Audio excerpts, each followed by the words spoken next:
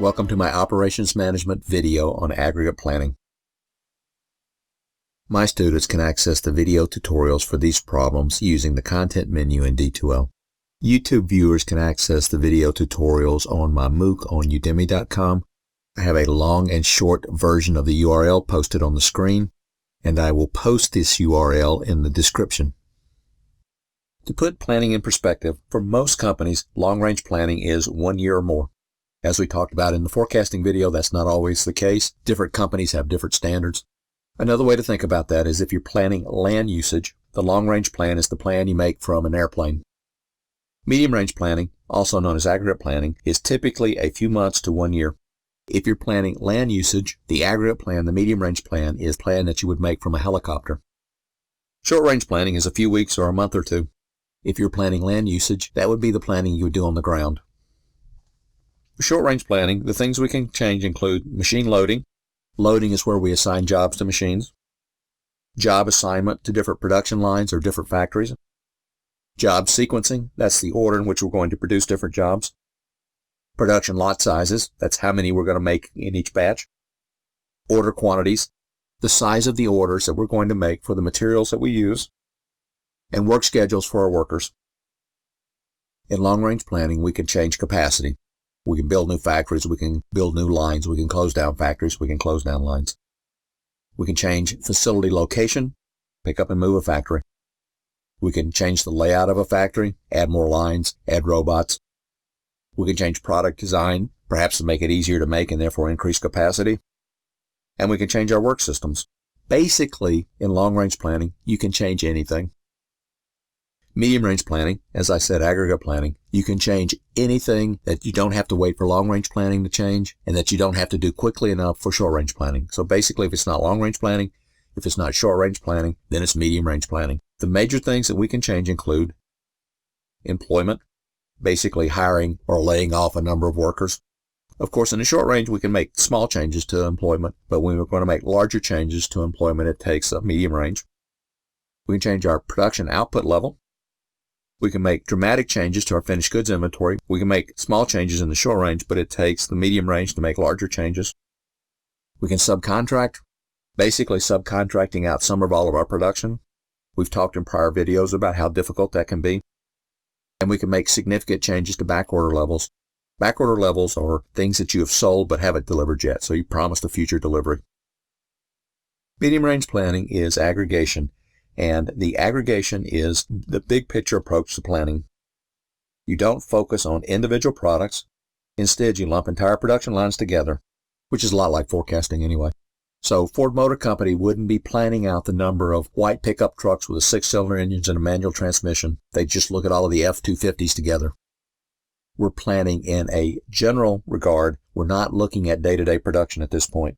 A lot of times we don't even look at units. We look at man-hours or pallets or barrels or containers. So why don't we even have aggregate planning? Well, it takes time to implement plans. And you can't implement a plan if you don't have a plan. So basically, we're coming up with the plan we're going to implement. Part of the reason for this is that it's impossible to predict with accuracy the timing and volume of demand for individual items. Regardless of how good Ford is at forecasting, they can't forecast how many white pickup trucks with 6-cylinder engines and a manual transmission they're going to sell. Aggregate planning is also strongly connected to the budgeting process. It gives you an idea of how many you're going to sell. That tells you how much material you're going to have to buy. That tells you what your revenue is going to be. If you know your historical averages for timing of cash flows, you can then come up with a rough idea of what your cash flows are going to look like. It can also help you synchronize your supply chain, so that your suppliers are only sending you what you need. They're not making things you don't need. It can help your supply chain make decisions about machine utilization, employment levels, and so on. So it benefits everyone.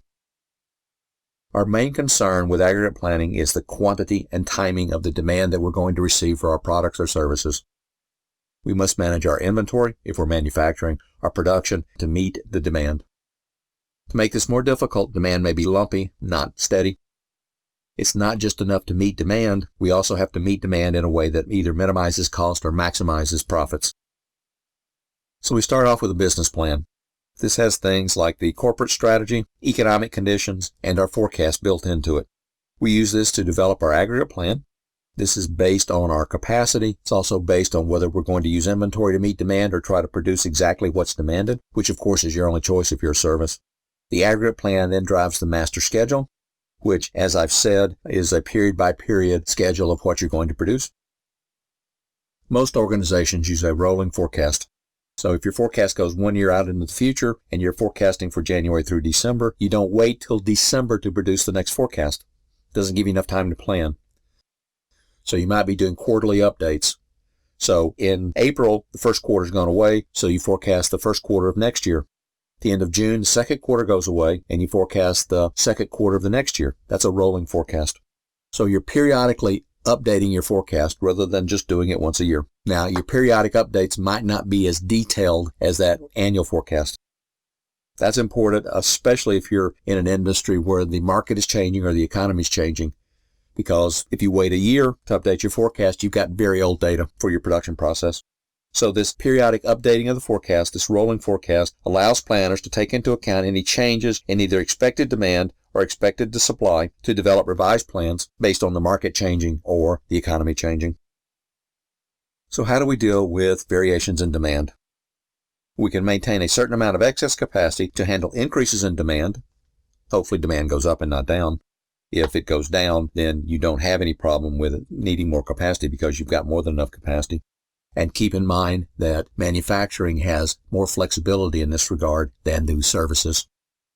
We want to maintain a degree of flexibility in dealing with change to the extent that we can, and to the extent that our capacity is worker-driven, we might use temporary workers or have layoffs if demand goes down. We might use overtime if demand goes up. We might use undertime, short time, whatever you want to call it if demand goes down. If demand is going up and if adding capacity is expensive, you might want to wait as long as possible before committing to adding that extra capacity. That's to remove the uncertainty in the planning process. Aggregate planning always starts with the forecast of aggregate demand. We talked about in forecasting that some companies do short range, medium range, and long range forecasts. If your company does more than one forecast, you're going to base it on the medium range forecast, the aggregate forecast. The aggregate plan has to figure out how you're going to meet demand. We can change output levels. If we need to, we can change employment levels. If we need to, we can change inventory levels, at least if we're manufacturing. The output of this is a production plan. And as I mentioned earlier with the rolling plans, we have to update this periodically. They typically go 12 to 18 months into the future, but that's going to be different for different industries. Here on the screen, we see the process visually. We have a forecast of aggregate demand in the planning period. We develop a general plan to meet that demand. And then we update the plan periodically, monthly perhaps. The inputs in more detail to the aggregate planning process are the resources that we have.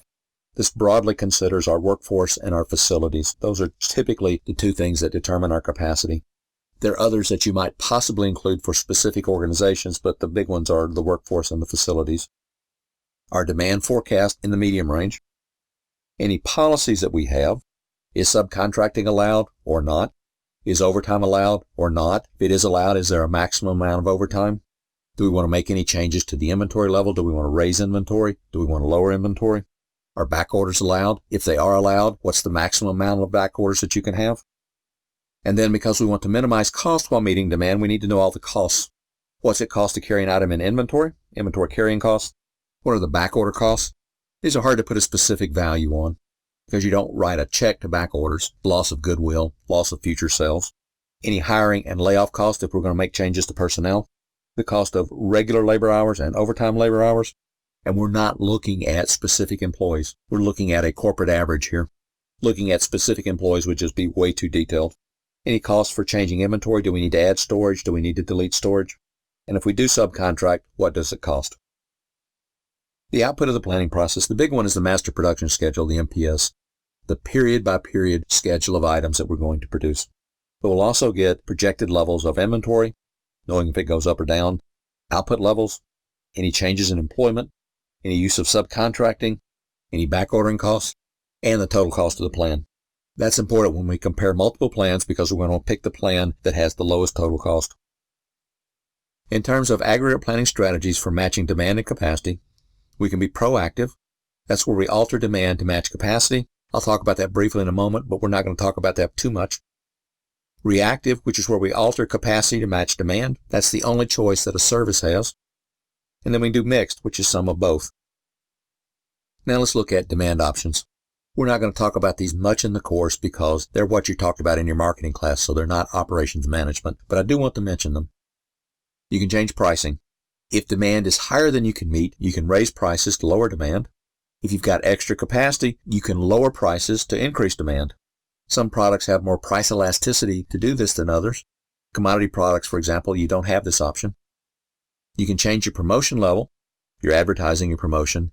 Increase it if demand is low, decrease it if demand is high. You can allow more back orders or change your back order level. This irritates your customers, so you don't want to do this if you don't have to. And you can try to create new demand, adding new products, for example, or adding new features. In terms of capacity options, the supply options, we're going to look at hiring and layoffs, overtime and slack time, part-time workers, inventory, and subcontracting. Hiring is when you bring in more workers. Layoffs are when you let go some of your workers. This approach works best with labor-intensive production or services. If you have a union, they may restrict your ability to do this. There are also some state laws that restrict your ability to do layoffs. The bigger the change, the more difficult it is to do. Small changes are fairly quick and easy. Large changes are a major undertaking. Both hiring and layoffs have costs. It's easy to see where the hiring costs are. You have to do interviews, drug tests, things like that. But when you lay off people, you have to pay unemployment, so that's not free either. Overtime is when you have your workers work extra hours.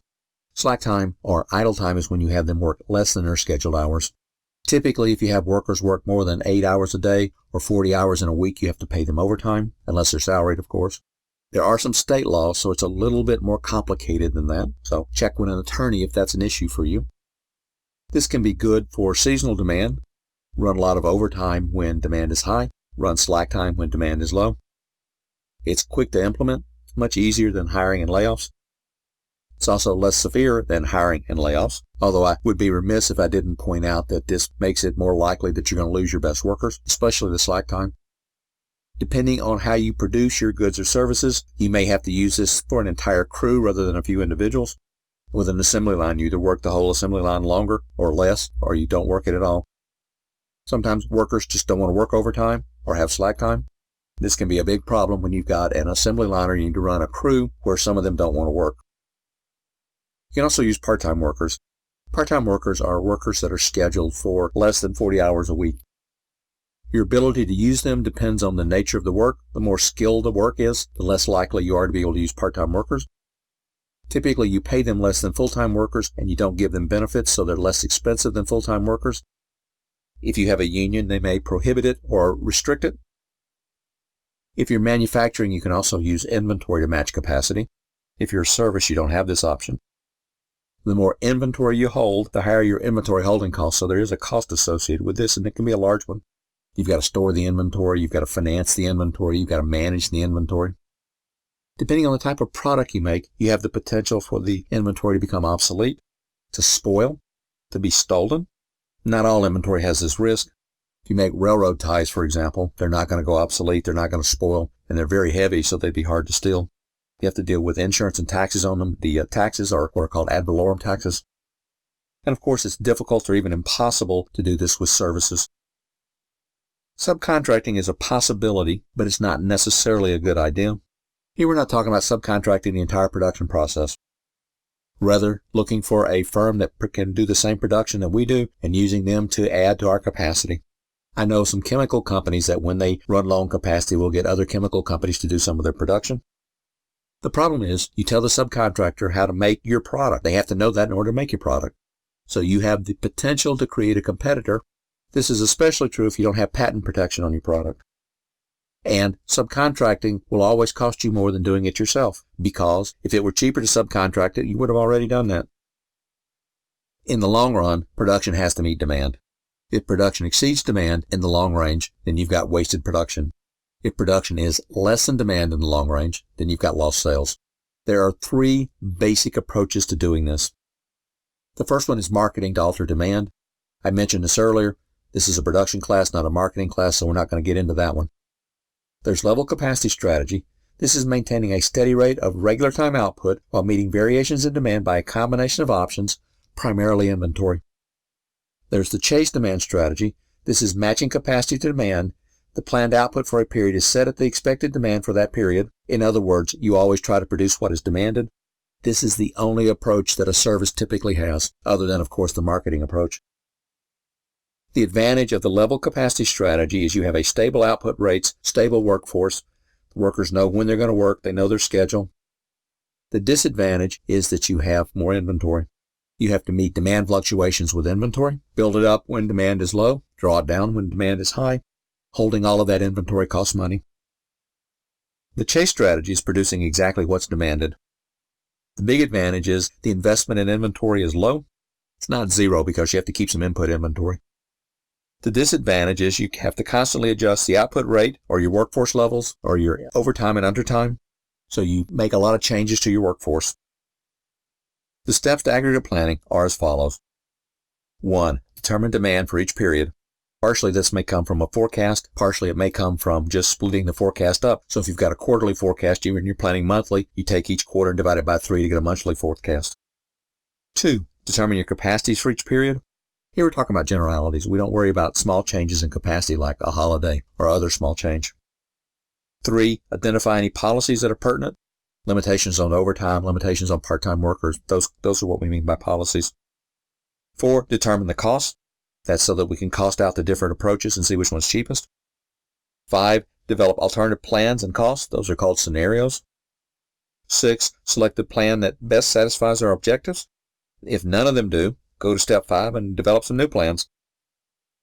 Now the reality is, working problems for school, some of that information is going to be given to you. So let's talk about the steps for working a school problem. And I'm just going to be general here.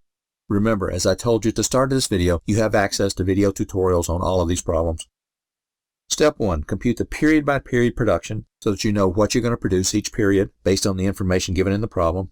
Once you've got that, break it down into regular time production, overtime production, and subcontracting so that you can cost it out. 2, compute the period-by-period inventory. That is the beginning and ending inventory for each period, the average inventory, and any back orders. Again, so you can cost this out, and this is a step that students oftentimes forget. And then 3, cost out each period, then add up the period cost to get the overall plan cost. This sounds like a trial and error approach to aggregate planning, and it is. For small to medium-sized firms, that's typically how they do it. The aggregate plans are worked out in a spreadsheet.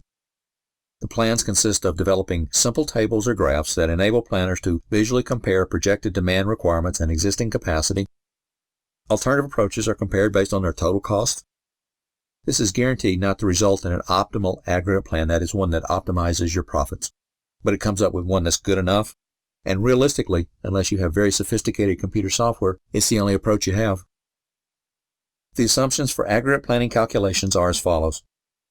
1. Regular capacity is the same for all periods, or you're given enough information to compute regular capacity for each period. 2. Cost is either a fixed amount or a linear function. So if you double labor costs. 3. Plans are feasible. The aggregate planning process really doesn't identify infeasible plans. The planner has to keep an eye out for that as they develop the plans. 4. All costs can be represented by a lump sum amount, so we're not worried about phasing the costs or paying part of it now and part of it later. 5. Cost figures can be reasonably estimated and are constant for the planning period, so your labor rate doesn't change over period by period. 6. Inventories are built up and drawn down at a uniform rate. This allows us to compute average inventories, beginning inventory plus ending inventory divided by 2. 7. Backlogs, or back orders, are treated as if they existed the entire period. Just simplifies the cost calculations. Now let's discuss workers, inventory, costs, and cost calculations. If we're going to cost out labor, we need to know how many workers we're going to have. The number of workers that we have in any period equals the number that we had at the end of the previous period, plus any new workers that we hired for this period, minus any workers we laid off for this period. Typically, we wouldn't have hiring and layoffs in the same period, so one of those two numbers would be 0. The exception is seasonal workers, where you might hire them at the beginning of summer and lay them off at the end of summer if you're planning on a quarterly basis. Inventory is handled just like workers. Our inventory at the end of the period equals the inventory at the beginning of the period, which is the end of last period, plus production in the current period, which would be current demand plus any back orders that we're trying to fill. Average inventory is the beginning inventory plus the ending inventory divided by 2. A common mistake that students make is having inventory be negative. Inventory can never be negative. If you have back orders, inventory is 0. In any period, the cost for that period equals the production cost, regular time, overtime, subcontracting, plus the worker cost, the hourly rate, plus any hiring, plus any layoffs, plus any inventory costs, assuming you have inventory, and plus any backorder costs, assuming you have any back orders. Now let's talk about how to calculate a couple of the values. Regular production cost is the regular cost per unit times the quantity of regular output. Oftentimes, rather than expressing labor cost as cost per hour, it's expressed as cost per unit. Overtime is the overtime cost per unit times the quantity of overtime output. Subcontract equals the subcontract cost per unit times the subcontract quantity, and these costs are always expressed as a per unit cost. Hiring and layoff costs are the number of workers you hired times the cost to hire them, plus the number that you laid off times the cost of laying them off. And again, typically in most periods you wouldn't both hire and lay off. Inventory cost is the carrying cost per unit times the average inventory. And again, average inventory is beginning inventory plus ending inventory divided by 2. Backorder is the backorder cost per unit times the number of backorder units in a period. Shown on the screen is an aggregate plan for one of the problems that I work for my students in class. I'm showing you this just to give you an example of what a plan looks like and what the costs look like. Keep in mind, as I mentioned at the start of the video, you have access to all of these video tutorials. While you have access to video tutorials, let me give you a couple of notes about the calculations. First, these are long, complex problems. They're not problems that you can typically work in 5 or 10 minutes, so you have to think about them. You need to be particularly careful when you work them. The errors ripple forward. If you make a mistake on the inventory, then the inventory holding costs are wrong, and then the total costs are wrong. Don't forget to include inventory holding costs when you work the problems. That is the most common mistake that I see students make. And once again, tutorials are available. If you're one of my students, there are tutorials in D2L. If you're not one of my students, there's a link in the description that will take you to my MOOC. There are a couple of mathematical approaches to aggregate planning. Most companies don't use them, but I'll just briefly mention them. Linear programming is a method of obtaining optimal solutions to problems involving allocation of scarce resources in terms of cost minimization. It's very hard to set up a realistic aggregate planning problem as a linear programming problem. I sometimes do it in class as an example, not always, but sometimes. And even for the class size problems, it's a little difficult. There are simulation models. These are computerized models that can be tested under different scenarios. Basically, they use random variables to talk about distributions of things. So the manual approach, which is what we're studying, is the most common approach. It's basically a heuristic. That's a step-by-step trial and error approach. It's easy to understand, it's easy to use, and it is far and away the most common. Linear programming is about optimization, as I mentioned. It's computerized. You need a linear programming software package to do it, and if you don't get the assumptions exactly right, the results won't be valid. A simulation is also heuristic, also trial and error, only the computer's doing the trial and error using a random distribution. Computerized models make it easier to look at a number of different scenarios, but they're time-consuming to develop. We can do aggregate planning for services, but it's much more difficult than it is for manufacturing. The big reason is no inventory in services. Services have to be delivered when they're demanded. It's also much more difficult to predict demand in services. It's also more difficult to predict capacity with a service. With manufacturing, it's based on equipment. With services, it's based on the number of workers you have and how well they're performing that particular day. Labor flexibility can help you a lot with services, cross-training workers, for example. Generally, aggregate planning in services is not about developing production plans. It's about developing schedules for your workers. Just a couple of quick examples. Hospitals might use aggregate planning to allocate staff and supplies to meet the demand of patients and their medical services. This is fairly easy to do for elective procedures, but it's difficult to predict demand for emergency services. Airlines can use aggregate planning to make capacity decisions, where for them capacity decisions are the number of planes to fly. It's more complicated than you might think for an airline because a plane doesn't just go from Atlanta to Chicago and back to Atlanta and back to Chicago. They go through these routes. So if you're going to fly the plane from Chicago to New York, you've got to fly it from Atlanta to Chicago, even if it's not full. And you also have to break down your seats by business class, first class, cattle car class. Restaurants can use aggregate planning to help schedule their workforce. They can also use it to schedule meeting rooms if they have them. They can also try to use it for inventory, but their inventory is perishable, so it's a lot harder to apply aggregate planning to perishable inventory. If you enjoyed this video, please click like and consider subscribing to this channel.